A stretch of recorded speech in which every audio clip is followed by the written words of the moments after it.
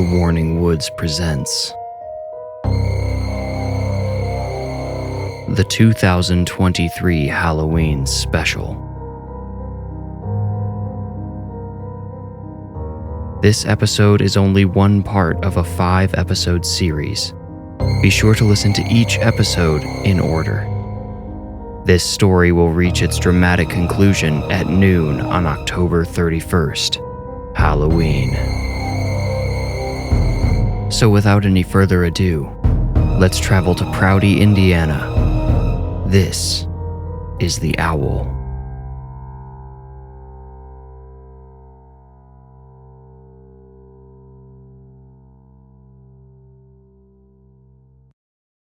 The last words Andrew Laxton ever wrote were published on a WordPress blog on Tuesday, October 27th, 2020. Thanks to a few former colleagues back in Gary, who Andy still considered friends, his blog post went viral in the northern half of Indiana. Word of the post even reached a few years at some big publications in Chicago, but without a single corroborating report to back up the former Gary Gazette writer's wild claims, they shared nothing on the subject. Andy ignored dire warnings from Chief Gilbert on behalf of Mayor Ashburn when he published his post about incompetence and dishonesty leading directly to the death of a young child. He risked burning every bridge he had with the local police, including his supposed ally Officer Crystal Jennings and informant Rose Barnum, the dispatcher. He did so with statements like, "Local authorities negligently withheld life-saving information and proof of impending danger from the public. The consequences were swift and tragic." If he had been allowed to live, Andy would have received criticisms accusing him of fabricating the story and capitalizing upon the death of a child to gain attention.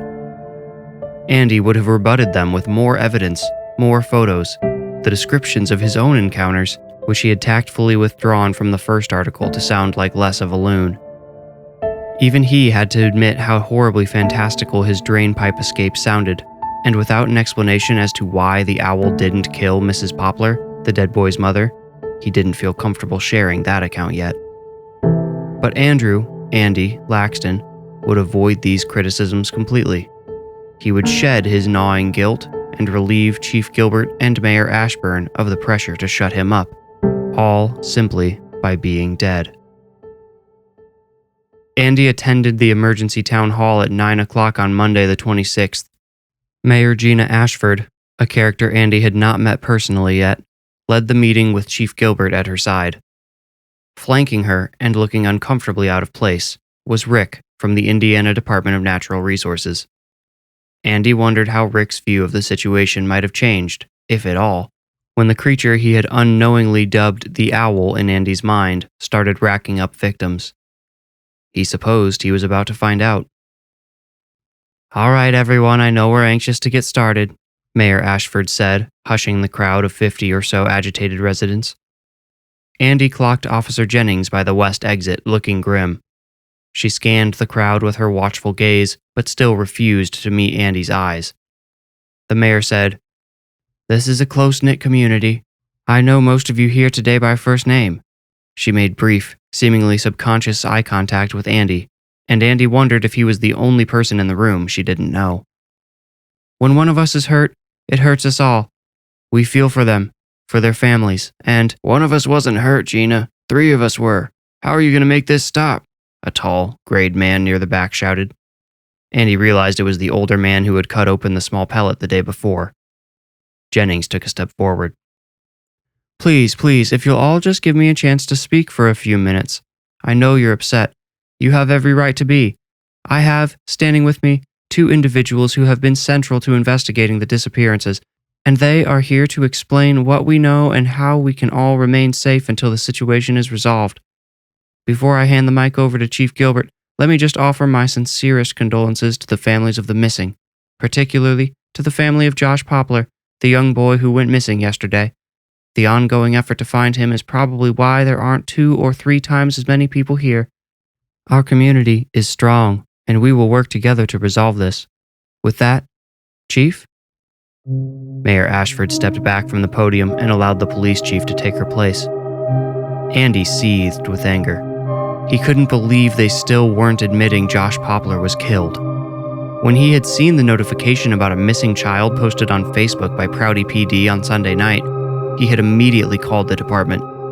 He asked Ian if he knew why the public statement alleged the boy could still be alive. Ian had told him that without a body, they could not confirm the child's death. Andy had argued that Officer Jennings had herself seen the boy's small hand drop out of the pellet which was wrapped in the remnants of his clothes. Ian said that without DNA confirmation that the hand had belonged to young Josh Poplar, they had to keep searching in case he was still out there somewhere. The way Ian spoke sounded rehearsed, and Andy had assumed he was receiving talking points assigned by the chief. With Chief Gilbert now behind the podium, everyone grew more tense. Their posture, very demeanor, became stiff and businesslike. Andy wondered if this would be the moment of truth, the moment Chief Gilbert finally came out and told the citizenry the true nature of the situation. Would he admit the so-called missing men and child were dead, wrapped up in their own dismantled clothing? Would he tell the anxious crowd a beast for which there was no name was responsible for these killings? For the slow, vampiric feeding on their peaceful little town? Now some of you have no doubt heard talk of a monster in Proudie, the chief began.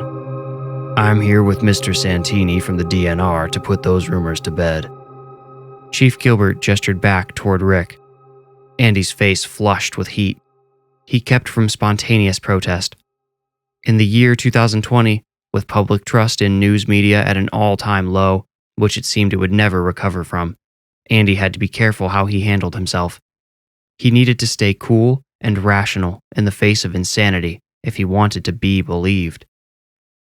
Mr. Santini is a compliance officer with the Wildlife Division of the DNR. He's an expert on game animals and local predators. I've asked him to come here to talk about what might really be out in the woods. I ask you all to listen carefully and hold your questions. The chief switched his gaze to Andy.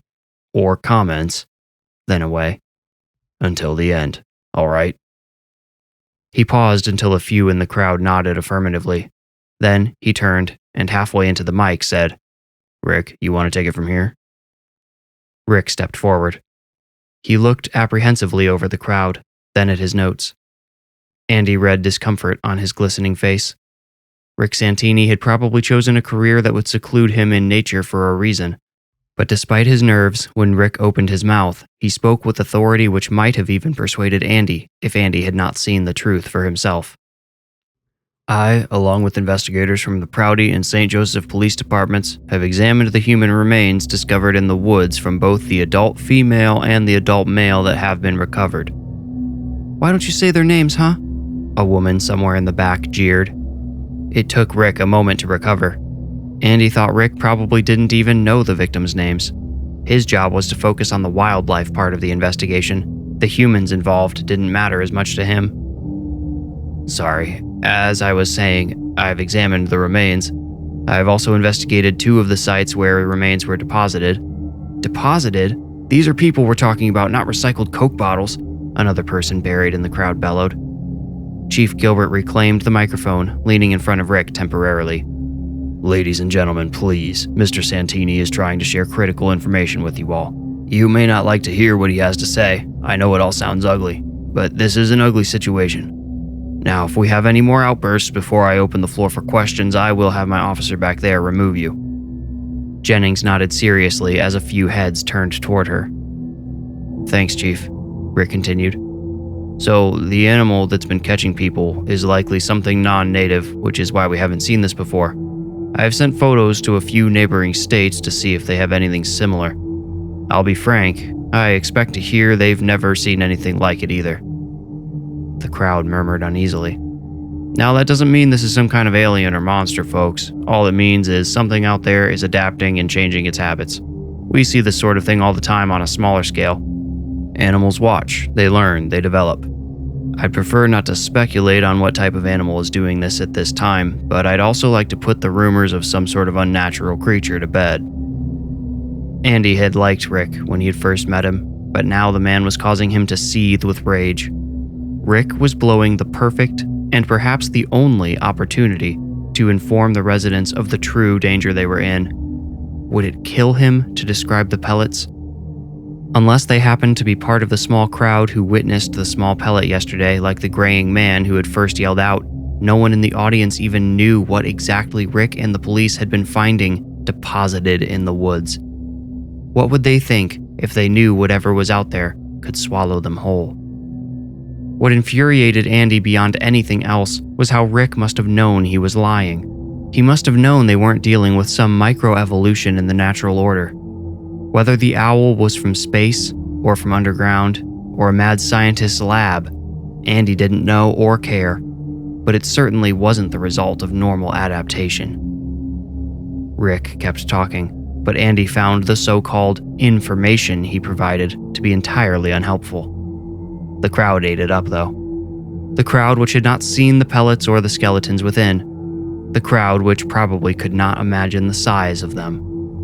The crowd which would have laughed Andy out of the meeting hall if he had tried to describe the talons he had seen at the end of the drain pipe. He wondered if anyone else who had been at the horrendous scene yesterday would speak up. The chief and mayor seemed to be keeping tight wraps on the unfolding story. They didn't appear to want any outside help except for maybe from Rick, who was now helping them draft a version of events sanitized for public consumption. But if Andy could find anyone else who had been there, seen the pellet, and scattered when they heard the beast which had left it, maybe he could work with them to get the real story out. And maybe they could do it before anyone else got hurt. When Rick had finished, the chief took over and opened the floor for questions. "What can we do to stay safe?" asked one man Andy didn't think he had seen before. Chief Gilbert replied, "Go about your daily routines, but keep your eyes peeled. Travel in groups if you can. No walking alone staring down at your phone. Just be alert." "Are you taking any extra precautions?" a woman asked. "We'll maintain our usual patrols and investigate any and all sightings reported," the chief replied with a warm liar's grin. Andy stood. "Chief Gilbert, Mr. Laxton, if you're here to spout more conspiracy theories and monster nonsense, then I'm going to ask Officer Jennings to see you out," the chief warned. Andy held up one finger. "I'll only speak for a moment, then I'll leave on my own. I just want to remind everyone that this thing snatched a child in broad daylight yesterday. He was with friends who saw what took him. Where are those kids today? Are they—" "I'm sure they're out searching with their families," the chief said. A woman stood quickly, causing her folding metal chair to squeal on the floor. She raised the hand of the little boy sitting next to her and said, "Chief, my son was there and saw the monster. He's very sure it's not some normal animal, and I believe him." Chief Gilbert paled. He looked across the room at Jennings, who shrugged. "Let's hear what he has to say," a man with a booming voice shouted over the murmuring crowd. It was the same old man who had cut open the pellet again. Andy issued his agreement. "Folks, I'm sorry, but if this is going to devolve into useless garble about fictional creatures and get everyone all worked up, I'm shutting down the public comment portion of this meeting," the chief said. There was a mixture of jeers and applause from the small divided crowd. "Madam Mayor, do you have anything to add?" Mayor Ashford, who looked sick, shook her head. "Meeting adjourned." It was the town hall meeting which prompted Andy to write his exposé calling out Proudie PD and other local authorities for covering up the danger. He finished it by Tuesday afternoon. When it was done, Andy posted the article and sent the link to his contacts in Gary, along with a plea for them to share it. He included photos of the first pellet in his emails. He received a few non-committal replies like, "Let me just give it a read first," and "I'll have to check with my editor before I share." Of course, after Andy was killed, the same people who answered his request this way were eager to share the story and garner all the attention which came with it. One journalist posted the article with the following caption: "Late journalist and good friend Andrew Laxton shared this article with me on the same day he was killed, apparently by the very creature he wrote about. Please share in honor of this man who died pursuing a story he cared about." There were a couple of good people who immediately agreed to share the story. One of his old friends had family in South Bend and told Andy he didn't want the situation spreading out there. He agreed to do whatever he could to help. It was mostly thanks to this old friend that the article began to spread locally. With his article finished and distributed, Andy went for a walk through town to clear his head and tried to generate some ideas about how to help the community. He walked past the house where a woman was surely mourning her missing husband, presuming him dead. As the sun kissed the treetops, Andy walked through the center of town to Crosstower Baptist, where a small boy had taken his dog for a walk with his friends for the last time. He meant to turn back so he could get inside before dark, but it was here that Andy found a small group of people huddled together on the lawn. There were 6 people in total. He wondered if this was one of the volunteer search parties out looking for the missing man and child. When Andy approached the group, someone noticed him and a round of murmurs rippled through them. Andy waved. He saw familiar faces he had no names for, and one that he did. Rose Barnum, the dispatcher/librarian. She gestured for him to join them. "What's this?"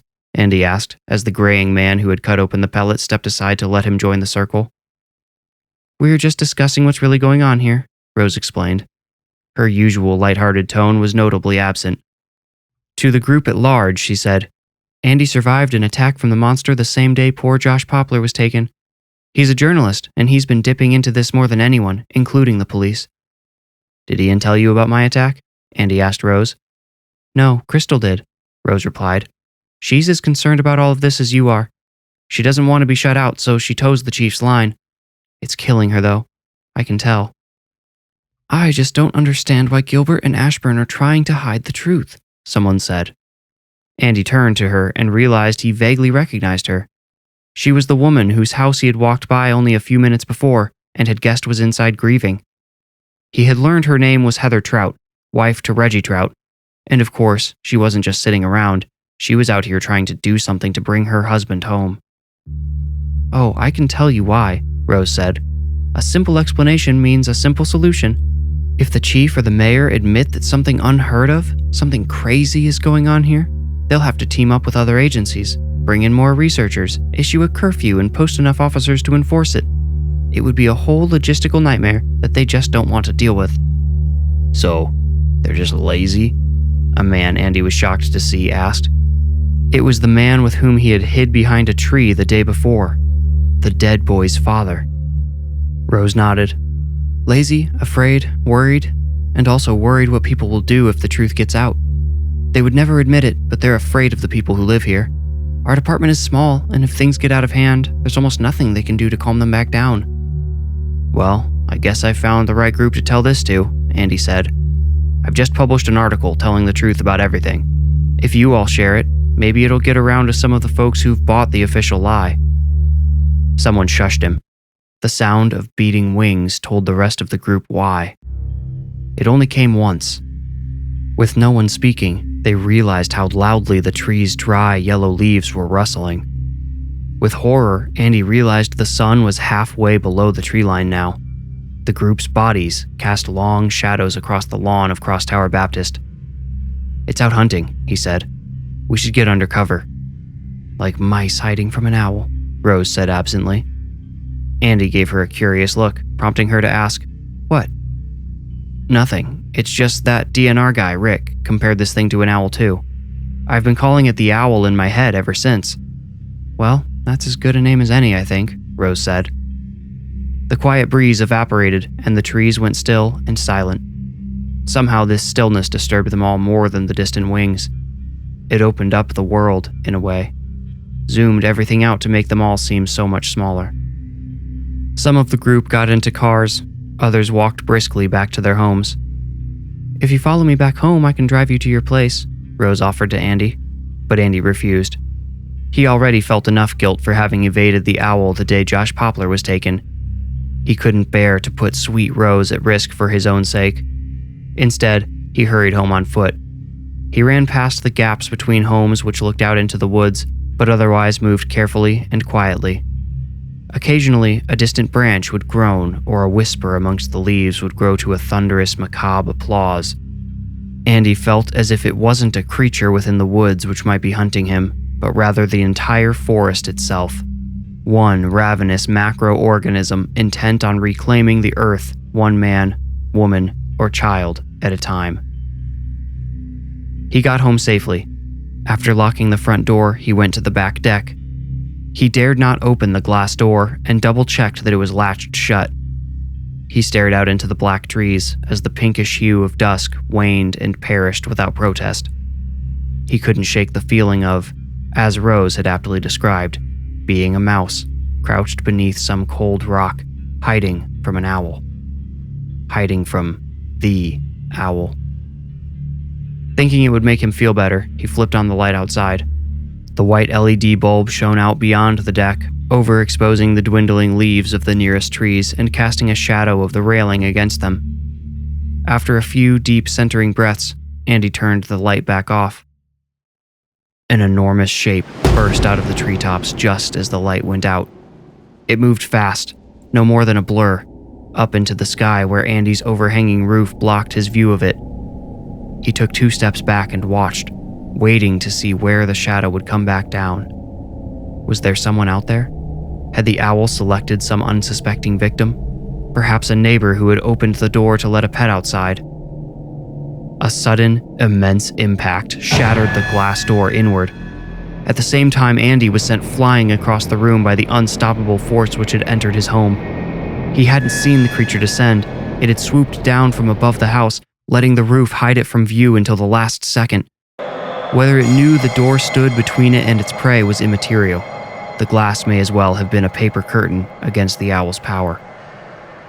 Andy crawled behind his couch, which the beast carelessly flicked aside with one of its wings, which also functioned as its arms. It was too tall to stand upright, but it moved agilely within the tight space nonetheless. One of its wing arms reached out, clawing for Andy's flesh with a 3-fingered hand. The stairs were right behind him. He rolled down them painfully. He barely looked up before the monster was reaching for him again. He just couldn't get away from it. One 3-fingered claw tore his shirt and scratched his torso from just above his left nipple down to his hip. He kicked at the wing before it cut any further. Andy crawled into his narrow downstairs hallway, then stood and ran to his office in the furthest corner.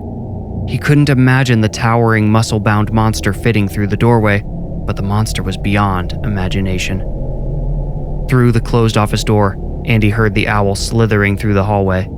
Its tough skin rubbed against the walls like sandpaper, sliding towards the door. Andy pulled up the blinds on the single window in his office. He struggled with the warped window's lock, which caught halfway open. It always did. You had to press down on the top of the window with one hand while turning the latch. Andy normally did this out of habit, but in his panicked rush to escape, as his blood soaked his ripped shirt, he had forgotten. Shutting the door had been a waste of time. As soon as the monster reached it, it smashed the door inward and splintered the frame apart as it entered the office. With one swipe of its great wing, the owl overturned Andy's desk, crushing the very computer he had used to write an article about it. Both claws at the end of its wings tore into Andy's back as it shoved him against the closed window. His mind and body went mercifully numb. He felt a rush, a spontaneous high, wash over him as he accepted his fate. As the sun rose on Wednesday, October 28th, the residents of Proudie woke to texts, emails, and direct messages from out-of-town relatives containing a link to a single article on an otherwise empty WordPress blog. The article described a horrific string of attacks, as well as a blatant cover-up. Calls flooded Proudie PD's 2 phone lines, and Rose had to field questions from residents ranging from hysterical to furious. A small crowd gathered outside the police department entrance. Some people held signs with messages like, "We want the truth," and "Tell us what you know." Another crowd formed by the front doors to the town hall, chanting for the mayor to come out and explain herself. Mayor Ashford hid in her office with the door locked. Chief Gilbert also hid in his office, but he sent Jennings out on an important assignment. He told her to bring one Andrew Laxton in on a charge of interfering with official acts. He planned to give the so-called journalist a chance to right his wrongs. He would sign a statement saying he made up or exaggerated all the claims in his article. If not, he would sit in jail until his day in court. St. Joseph County courts were backed up at the time, so it could be up to a week before Mr. Laxton got another chance to spew his garbage. No, not garbage. The chief couldn't help but admit to himself. But dangerous information all the same. Officer Jennings couldn't wait to confront Andy. The The hurtful things he had written reflected on her as much as everyone else in authority. She couldn't wait to see the look on his face as she tightened her cuffs around his weak little wrists. She couldn't wait to parade him past the crowd of protesters outside the police department and let them see. But wouldn't that just bolster their idea that the police were involved in a scheme to hide the truth? Would arresting the very journalist who had exposed them irreversibly cement the idea in the public mind? It didn't matter. She had her orders. It was up to the chief to deal with whatever fallout may come. Jennings knocked on Andy's door 3 times before walking around to the back of the house. She had seen his deck the day he had called in the first victim's body. She thought maybe he was sitting out there, reveling in his minimal, fleeting fame. She didn't see Andy up there, but she saw the jagged hole where his sliding door used to be. "This is Jennings," she panted into her radio after running up the outer stairs to Andy's back deck. "You need to get over here, Chief." Jennings did not wait for Chief Gilbert to arrive. She went into the house, gun drawn, only announcing her presence with a whisper. Her boots crunched broken glass as she walked across the chaotic living room. It looked like a tornado had swept through the house. Some of the floorboards had splintered. The couch was overturned and pushed off to one side. Most frightening of all were the stairs leading down. They had been pulverized. Jennings couldn't find a safe way downstairs, so she went back outside. She went window to window, hoping one would be open so she could get back in. She found only one window with the blinds pulled up.